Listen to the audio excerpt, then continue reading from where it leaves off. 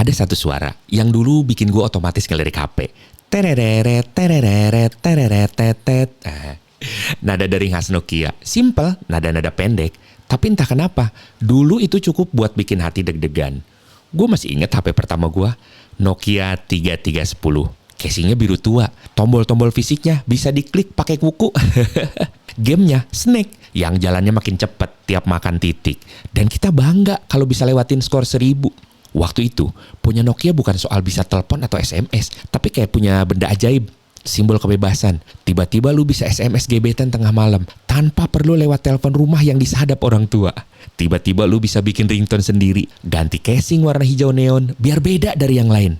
Nokia bukan sekedar HP, dia jadi bagian dari identitas. Aneh ya, dulu HP itu dipakai lalu dimasukin kantong, bukan jadi perpanjangan tangan kayak sekarang. Nggak ada notifikasi 24 jam, nggak ada scroll tanpa henti, nggak ada FOMO. Kita pakai HP ya kalau memang butuh, dan justru karena itu momen kecil jadi lebih hangat. SMS dari teman bisa dibaca berkali-kali, nada dering dari orang spesial bisa bikin senyum seharian. Semuanya lebih lambat, tapi juga lebih terasa. Gue inget tiap malam nunggu SMS balesan, nyalain layar, matiin lagi, ulangin aja gitu terus 10 kali. Padahal gak ada yang masuk tuh, gak ada yang masuk apa-apa. Tapi nunggu itu rasanya beda, ada harapan. Kadang kita duduk bareng temen, saling tukeran nada dering, pakai inframerah, HP ditempelin kepala ke kepala. Jangan digerakin nih, ntar gagal. Satu file loadingnya 1 menit, dan kita tuh sabar. Karena waktu itu satu nada dering tuh segalanya. Tahun 2000-an, Nokia tuh kayak matahari. Semua merek lain kayak planet. 3210, 3310, 6600, 7610, Engage KIDI, N70, N95, komunikator. Wah, setiap model bukan cuma seri, tapi status. Yang punya 6600, dianggap paling canggih, paling sultan kalau sekarang. Yang bisa muter MP3 tuh dari memory card 512 MB. Yah, udah kayak DJ kampung. Dan kita seneng, bangga. Teknologi jadi alasan buat ngobrol, bukan buat kabur dari obrolan. Gue inget betapa kerennya punya HP dengan kamera. Ya walau hasilnya burem ya, tapi bisa moto temen diem-diem di kelas. Itu udah revolusi. Dan ringtone poliponik, waduh mahal. Tapi kita beli-beli aja, pakai duit jajan tuh, dikumpulin 2 minggu. Karena HP waktu itu bukan cuma alat, tapi bagian dari cerita kita. Lalu semuanya berubah, tanpa suara, tanpa pengumuman. Kita mulai ganti ke BlackBerry, lalu Android, lalu iPhone. Dan Nokia pelan-pelan menghilang dari saku kita. Tapi yang aneh, dia nggak pernah benar-benar hilang dari hati. Nggak ada kemarahan, nggak ada drama, hanya hilang dengan tenang. Sekarang, kalau gue lihat foto HP lama, rasa itu datang lagi. Rasa waktu hidup nggak sesibuk sekarang. Rasa waktu ngobrol masih pakai pulsa. Rasa waktu kita ngetik GW JLN DLYA. Gue jalan dulu ya. Ngetiknya tuh pakai keypad T9.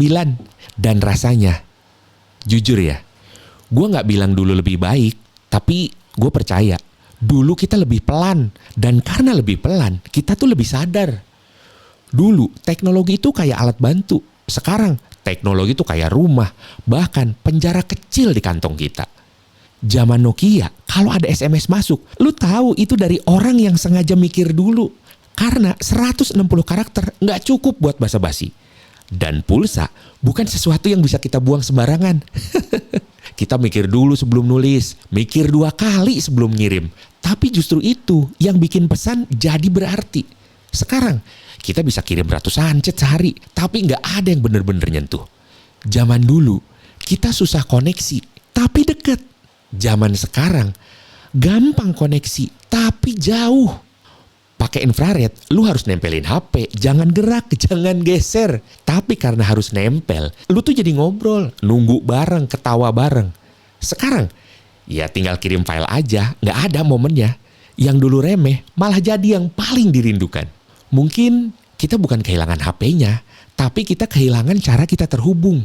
Cara kita menunggu, cara kita saling mencari, cara kita merindukan. Dengan waktu, bukan kecepatan. Andai waktu bisa dikirim via infrared, gue bakal kirim balik ke masa dimana nunggu SMS itu bukan ngebosenin, tapi bikin deg-degan. Gue bakal kirim balik 1 ringtone dari teman lama, yang sekarang Udah nggak tahu dia di mana ya. Gue bakal kirim balik satu momen waktu gue dikasih HP Nokia bekas dari bokap. Dan rasanya kayak dapet dunia. Tapi ya waktu nggak bisa dikirim ulang, nggak bisa di pairing ulang. Yang bisa kita lakuin ya cuma simpen. Kayak SMS yang nggak pernah dihapus. Walau inboxnya tuh cuma muat 30 pesan. Dan mungkin itulah kenapa kita selalu ingat Nokia. Karena dia muncul di momen kita masih belajar mencintai, belajar percaya, belajar merasa cukup. Sekarang Nokia tinggal nama, tinggal logo. Ya kadang muncul di berita. Tapi buat kita, dia tetap hidup. Bukan sebagai merek, tapi sebagai kenangan bersama. Jadi, kalau lu nemu HP Nokia di laci atau denger ringtone itu dari video yang lawas, jangan buru-buru ketawa. Diam sebentar, tarik nafas, dan tanya ke diri lu sendiri. Apa yang pernah lu rasain dan belum lu temuin lagi?